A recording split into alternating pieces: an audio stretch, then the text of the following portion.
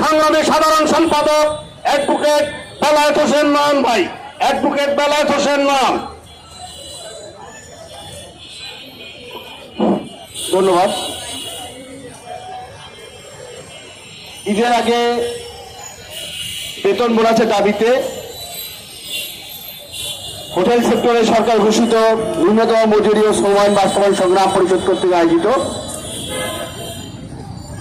আজকের এই সমাবেশের সংগ্রামী সভাপতি, উপস্থিত ঢাকা নগরের বিভিন্ন স্থান থেকে আগত হোটেল শ্রমিক বন্ধুগণ, ছড়িয়ে ছিটে থাকা শ্রমিক জনতার এক অংশ, সবাইকে বাংলাদেশ টেলিভিশন সংঘ ঢাকা মহানগরের পক্ষ থেকে রক্তিম শুভেচ্ছা।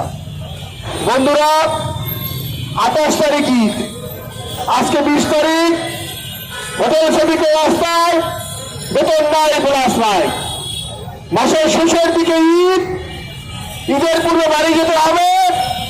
মালিক বলছে ঈদের দিন বোনাস দেব, বেতন তো তারপরে। যে শ্রমিক বাড়ি যাবে তার সন্তান তাকিয়ে আছে, বাবা আসবে বাড়িতে। কারো ভাই তাকিয়ে আছে, ভাই আসবে বাড়িতে।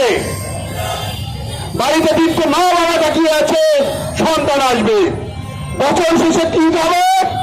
বাসায় ভালো মন্দ কিছু রান্না করা হবে, সবাই মিলে পরিবার পরিজন নিয়ে খাবো। ঠিক সেই সময়ে মুনাফালোভী মালিক গোষ্ঠী শ্রমিকদেরকে বেতন বোনাস না দিয়ে বাড়ি যেতে বাধ্য করছে। বন্ধুরা, শ্রমিকরা যদি এই দাবিতে আজকে রাস্তায় নেবে, রাস্তায় অবরোধ করে, তাহলে পুলিশ আসবে, রাষ্ট্রীয় পেট্রোল বাহিনী আসবে তাদেরকে পিটানোর জন্য। বলবে রাস্তা বিশৃঙ্খলা করা হয়েছে। কিন্তু আমার এই বন্ধুরাই অলরেডি সরকারের কাছ থেকে আমাদের ট্যাক্সের টাকায় বেতন এবং বোনাস নিয়ে বসে আছেন। আমাদের জন্য বোনাসের ব্যবস্থা হয় না। আমরা রাস্তা নামলেই আমাদেরকে বলা হয় আমরা বিশৃঙ্খলাকারী।